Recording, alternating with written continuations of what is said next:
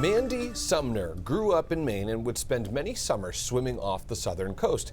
She and her brother spent plenty of time in the pool, as well as for various swim teams. Yeah, Mandy would grow up and pursue a career in geology, but she was quickly pulled back to the water. After spending time in Hawaii learning how to free dive and competing there, she decided to take on an even bigger challenge. Here's Samantha York.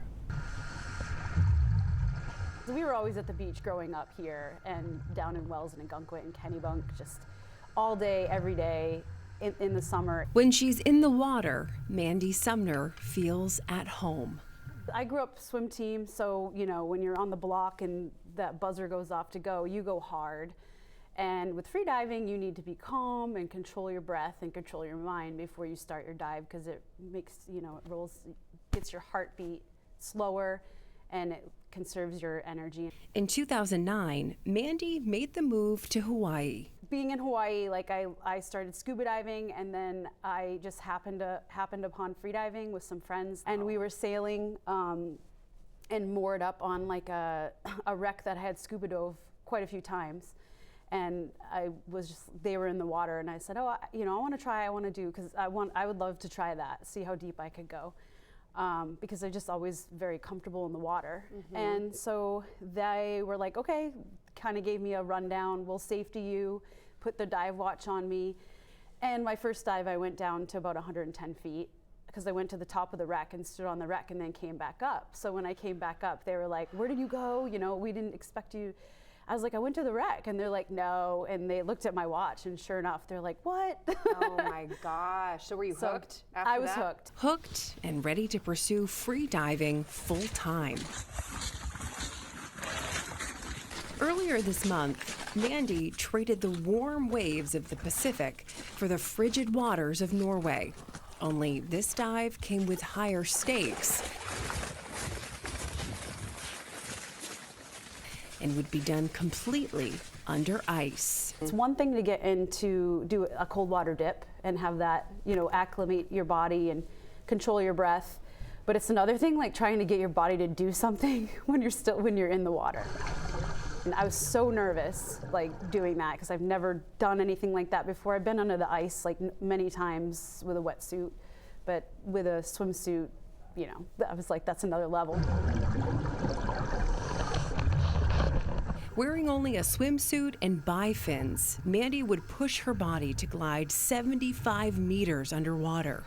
That's about 50 feet shy of a football field. What's waiting for her at the other end? A world record. Even if I was nervous before my dive under the ice, each one, as soon as I'd get in the water, that would go away, and then I would just concentrate on my breathing, and then I'd do my dive. And the whole time I'm doing my dive, it was, I didn't feel the cold, and I was just focused on my dive. Yes, you have, in this case, I had 19 inches of ice above me. That didn't bother me. I mean, it was very bright under there. The clarity was really nice. So as I'm going towards the shore, I can see everything. There's grass, underwater, and everything is so clear, and the light beams are shining through the holes that were cut. It was beautiful. Wow. So I just was concentrating on that. That concentration would pay off right here, as Mandy became the first woman in the world to complete this icy challenge. It feels good.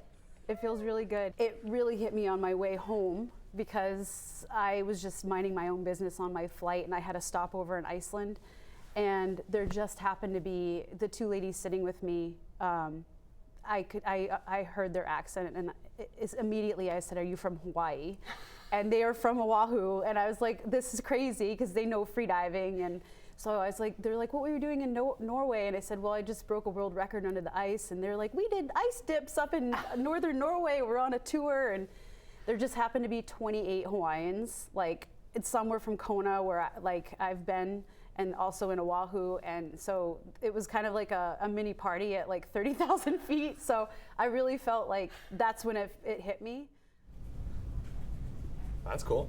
Yeah, Samantha York with that story. Mandy held her breath for more than a minute and did her training in open water in Norway, because it's difficult to train for something like this in a pool. I'm glad she admitted she was anxious about it, though. That gives me anxiety just watching her. And like, I was glad to know there were little spaces for her to pop up and, heaven forbid something goes wrong, because that is a big fear of mine.